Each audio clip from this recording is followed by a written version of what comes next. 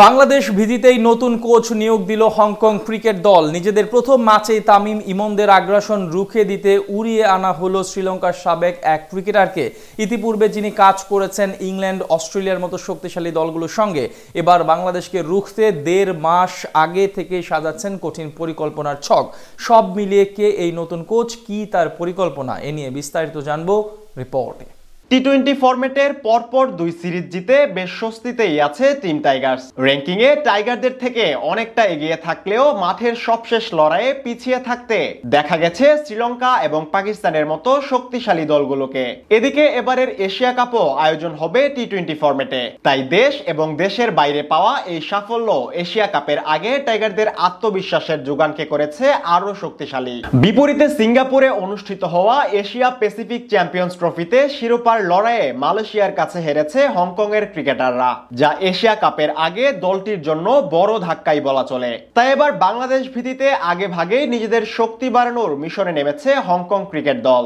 সেই লক্ষ্যে আসর শুরুর মাত্র 1.5 মাস আগে নিয়োগ দেওয়া হয়েছে নতুন কোচ। করা হচ্ছে বাংলাদেশকে রুখে দেওয়ার কঠিন পরিকল্পনা। সবকিছু ঠিকঠাক থাকলে আগামী 9 সেপ্টেম্বর আরব আমিরাতের মাটিতে পর্দা উঠবে এবারের এশিয়া কাপের, যেখানে বাংলাদেশের সাথে গ্রুপ বি তে জায়গা করে নিয়েছে হংকং ক্রিকেট দল। নির্ধারিত সূচি অনুযায়ী আগামী 11 সেপ্টেম্বর টাইগারদের মুখোমুখি হবে টিম হংকং। এদিকে এবারের এশিয়া কাপে এটি হবে টাইগারদের প্রথম লড়াই, তাই যে কোনো মূল্যে হংকংকে হারিয়ে দুর্দান্ত এক সূচনা করতে চাইবে লিটন দাসের দল, যেটা বেশ ভালোভাবেই জানা আছে হংকং এর টিম ম্যানেজমেন্টের। তাই কঠিন এই পরীক্ষার মুখোমুখি হওয়ার আগে নিজেদের প্রস্তুতিতে কোনো রকম কমতি রাখতে নারাজ দলটি। আর সেই সুবাদেই এশিয়া কাপ শুরুর মাত্র 1.5 মাস আগে শ্রীলঙ্কার সাবেক ক্রিকেটার কুশল সিলভাকে নতুন কোচ হিসেবে নিয়োগ দিয়েছে হংকং। গেলদিন এক বিবৃতি দিয়ে নতুন কোচ নিয়োগের বিষয়টি প্রকাশ্যে এনেছে দলটি।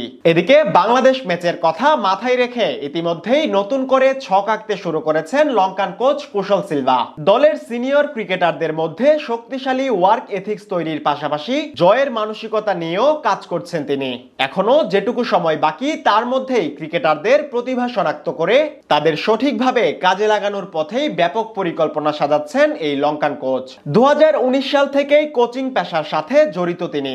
নিজ দেশ বাদেও ইংল্যান্ড, অস্ট্রেলিয়ার ঘরোয়া লিগে কোচ হিসেবে কাজ করেছেন হংকং এর নতুন এই কোচ। তবে জাতীয় দল হিসেবে এবারই প্রথমবারের মতো হংকং দিয়ে যাত্রা শুরু করলেন তিনি। 2011 থেকে 2018 সাল পর্যন্ত শ্রীলঙ্কার হয়ে মোট 39টি টেস্ট খেলেছেন সিলভা, যেখানে বাংলাদেশের সাথে সেঞ্চুরিও আছে তার। এদিকে এর আগে আরো একবার বাংলাদেশের মুখোমুখি হয়েছিল হংকং এর ক্রিকেটাররা, যদিও বাংলাদেশ দল হংকং এর তুলনায় অনেকটা শক্তিশালী।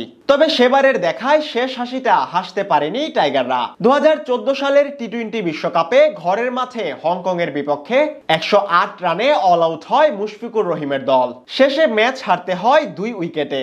তাই হংকংকেও অবহেলা করার কোনো কারণ নেই এই মুহূর্তে। তার উপর আবার লঙ্কান কোচের কলকাঠি। সব মিলিয়ে বাংলাদেশকেও লড়তে হবে খুব সতর্কতার সাথে।